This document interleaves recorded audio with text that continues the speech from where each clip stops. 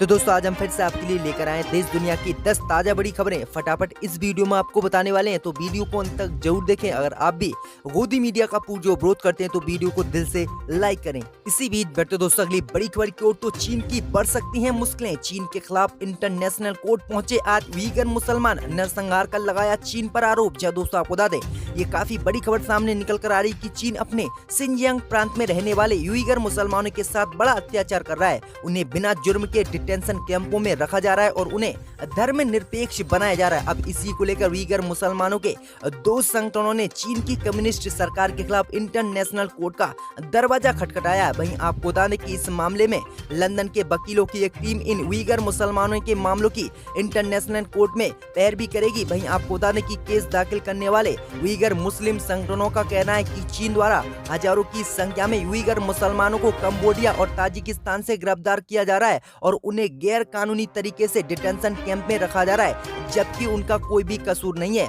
वहीं जिन दो संगठनों ने इंटरनेशनल कोर्ट में मामला दाखिल किया है उनमें East Turkistan government in exile और East Turkistan National Awakening Movement का नाम शामिल है। उन्होंने साफ तौर से कहा है कि चीन लगातार मुसलमानों को धर्म निरपेक्ष बना रहा है और उन्हें सुअर का गोश्त भी खिला रहा है, जिससे कि वह इस्लाम धर्म को भूल जाए। तो ये काफी बड़ी बात सामने निकल कर आई है चीन से।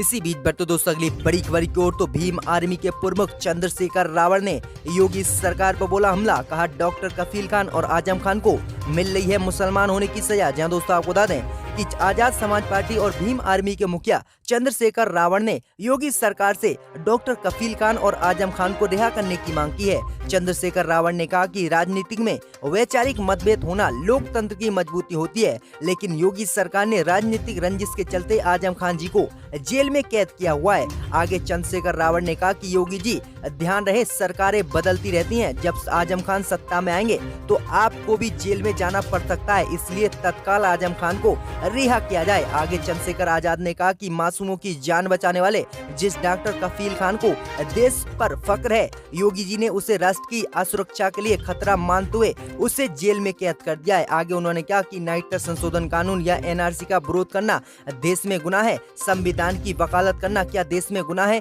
या सिर्फ मुसलमान होना देश में गुनाह है, जिसके चलते इन दोनों को योगी सरकार ने जेल में कैद किया हुआ है। इन्हें तत्काल रिहा करे। तो ये काफी बड़ी बातें आज चंद्रशेखर रावण की तरफ से की गई हैं। इसी बीच बढ़ते दोस्तों अगली बड़ी खबर की ओर, तो कमलनाथ ने मध्य प्रदेश की बीजेपी सरकार पर लगाया गंभीर आरोप। कहा सौदे से बनी सरकार, सौदे से बना मंत्रिमंडल और सौदे से बढ़ रहे हैं विभाग। या दोस्तों आपको बता दें कि मध्य प्रदेश के पूर्व मुख्यमंत्री और प्रदेश कांग्रेस अध्यक्ष कमलनाथ ने भाजपा पर तंज कसते हुए कई गंभीर आरोप लगाए हैं। कमलनाथ ने कहा कि मध्य प्रदेश में सरकार सौदे से बनी है और सौदे से ही मंत्रिमंडल बना है और सौदे से ही विभाग बांटे जा रहे हैं। वहीं नाथ ने मंगलवार को उज्जैन आए थे और भगवान महाकाल के दर्शन कर नेताओं और कार्यकर्ताओं से मुलाकात के दौरान पत्रकारों से बातचीत के दौरान उन्होंने ये कहा है। वहीं कमलनाथ ने उपचुनाव को लेकर कहा कि मध्य प्रदेश की जनता भोली है मगर बहुत समझदार है। जनता जानती है कि कहां पर गद्दारी हुई और क्या सौदा हुआ और किसने गद्दारी की है। उन्होंने कहा कि जिस तरह से ज्योतिरादित्य सिंधिया ने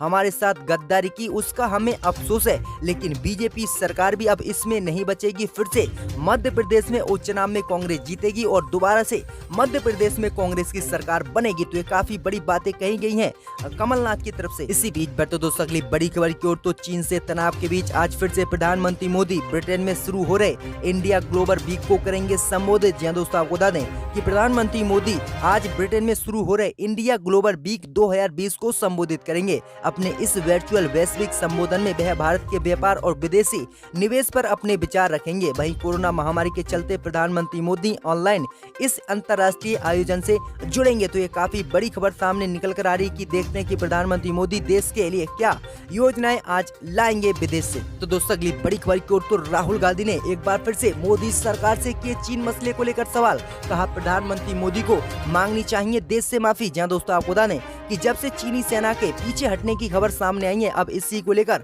राहुल गांधी ने केंद्र की मोदी सरकार से सवाल किए हैं। राहुल गांधी ने कहा कि देश हिस्से कुछ ऊपर नहीं है, देश की सरकार का ये कर्तव्य है कि वो देश की रक्षा करे। राहुल गांधी ने कहा कि सीमा पर यथा स्थिति को लेकर मोदी सरकार ने कोई दबाव चीन पर नहीं डाला। राहुल गांधी ने आगे कहा कि हमारे क्षेत्र में निहत्थे 20 जवानों की हत्या को चीन को सही कैसे ठहराने दिया गया मोदी सरकार की तरफ से, और मोदी सरकार ने पूरे देश को उल्लू बनाया और कोई जानकारी ठीक नहीं दी। वहीं आपको बता दें कि कांग्रेस की तरफ से मोदी सरकार से माफी की भी मांग की गई है। वहीं आपको बता दें कि चीन की सेना के पीछे जाने की खबर के बाद कांग्रेस नेता पवन खेड़ा और कांग्रेस की तरफ से कहा गया है कि हमने प्रधानमंत्री मोदी से पूछना चाहते हैं कि जो उन्होंने सर्वदलीय बैठक में कहा था कि हमारी सीमा में कोई नहीं घुसा है, क्या उस बयान को प्रधानमंत्री मोदी अब वापस लेंगे?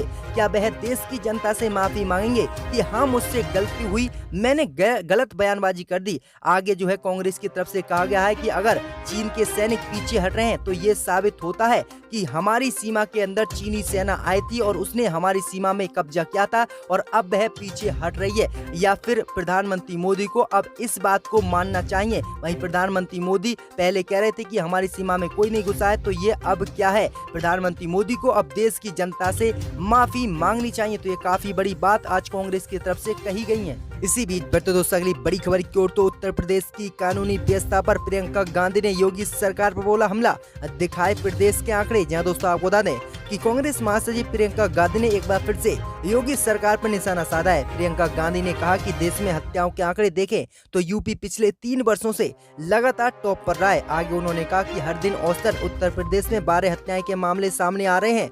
2016 और 2018 के बीच में बच्चों पर होने वाले अपराध यूपी में 24% बढ़ गए हैं। यूपी के गृह विभाग और सीएम ने इन आंकड़ों पर पर्दा डालने के अलावा प्रदेश में कुछ नहीं किया है। आज उसका नतीजा है कि यूपी में अपराधी बेलगाम घूम रहे हैं और सत्ता का संरक्षण उन्हें प्राप्त है और कानूनी व्यवस्था उनके सामने नतमस्तक है। तो इसी बीच बढ़ते दोस्तों अगली बड़ी खबर की ओर, तो शिवराज सिंह चौहान ने किसानों की कर्ज माफी को लेकर कांग्रेस पर बोला हमला। जहां दोस्तों आपको बता दें कि मध्य प्रदेश के मुख्यमंत्री शिवराज सिंह चौहान ने किसानों की मध्य प्रदेश में कर्जा माफी को लेकर कांग्रेस पर हमला बोला है। उन्होंने कहा कि आज कांग्रेस हमसे पूछ रही है कि किसानों का कर्ज माफ करोगे या नहीं। यदि हम कर्ज माफ करेंगे तो हम करेंगे ही, लेकिन आप सत्ता में आए थे तो आपने क्यों कर्ज माफ नहीं किया? वहीं शिवराज सिंह चौहान ने राहुल गांधी पर निशाना साधते हुए कहा कि राहुल गांधी ने मध्य प्रदेश में चुनावी रैली में वादा किया था कि अगर कांग्रेस की सरकार मध्य प्रदेश में बनती है तो 10 दिन के अंदर सभी किसानों के कर्जे माफ कर दिए जाएंगे। लेकिन उन्होंने कहा कि मध्य प्रदेश में कांग्रेस की सरकार 10 महीने तक रही, लेकिन राहुल गांधी और कमलनाथ ने किसानों का कर्जा क्यों माफ नहीं किया? तो ये काफी बड़ा उन्होंने कहा कि किसानों के साथ उन्होंने कर्जा माफी के नाम पर धोखाधड़ी की है।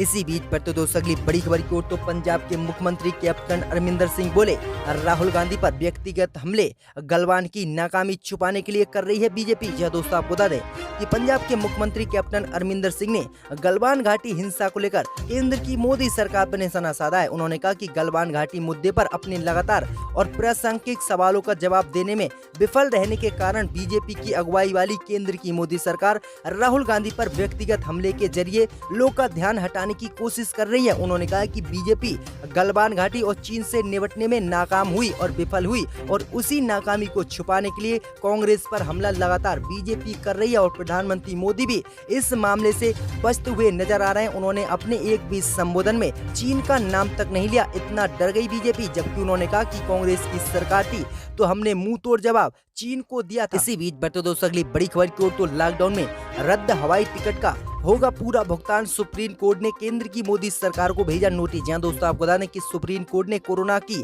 रोकथाम के लिए लागू किए गए लॉकडाउन के दौरान रद्द किए गए हवाई यात्रा के टिकट का पूरा भुगतान करने के मामले की सुनवाई करते हुए केंद्र की मोदी सरकार को नोटिस जारी कर दिया है। याचिका में एयरलाइंस कंपनियों को रद्द टिकट का पूरा भुगतान करने का निर्देश देने की मांग की गई है। याचिका में आरोप लगाया गया है कि एयरलाइंस ने रद्द टिकट का भुगतान अब तक नहीं किया है, जबकि लॉकडाउन को लगे हुए लगभग 100 दिन हो चुके हैं। वहीं आपको बता दें कि सुप्रीम कोर्ट ने सुनवाई करते हुए केंद्र की मोदी सरकार को नोटिस जारी कर दिया और कहा है कि तत्काल इसका जवाब दे मोदी सरकार और लॉकडाउन में रद्द हुई हवाई टिकट का पूरा भुगतान यात्रियों के लिए करे। इसी बीच बैठो दोस्तों अगली बड़ी खबर की ओर, तो नीतीश सरकार पर बरसे तेजस्वी यादव, कहा लाशों के ढेर पर चुनाव कराना चाहते हैं सीएम नीतीश कुमार। जहां दोस्तों आपको बता दें कि बिहार के पूर्व उप मुख्यमंत्री तेजस्वी यादव ने नीतीश सरकार पर जमकर हमला बोला। मंगलवार को प्रेस कॉन्फ्रेंस में तेजस्वी यादव ने कहा कि सीएम नीतीश कुमार 15 साल बिहार में नाकाम रहे हैं। राज्य में कोरोना की स्थिति चिंताजनक है। सरकार ने जनता को भगवान के भरोसे बिहार में छोड़ दिया है। सीएम नीतीश कुमार ने खुद अपनी कोरोना जांच कराई है और सभी को जो है भगवान भरोसे छोड़ दिया। उन्होंने कहा कि उत्तर प्रदेश की तरह अब बिहार में भी कोरोना संक्रमण बहुत तेजी से फैला है। अगर ऐसी ही स्थिति रही तो यहाँ पर कोई बड़ा विस्फोटक हो सकता है, लेकिन उसे अपने चुनाव की चिंता है और नीतीश कुमार सिर्फ चुनाव में व्यस्त हैं, उन्हें किसी से लेना देना नहीं है। तो ये काफी बड़ा निशाना साधा गया है नीतीश पर तेजस्वी यादव द्वारा। लिया जाए इनको दोबारा इस ऐवान में आकर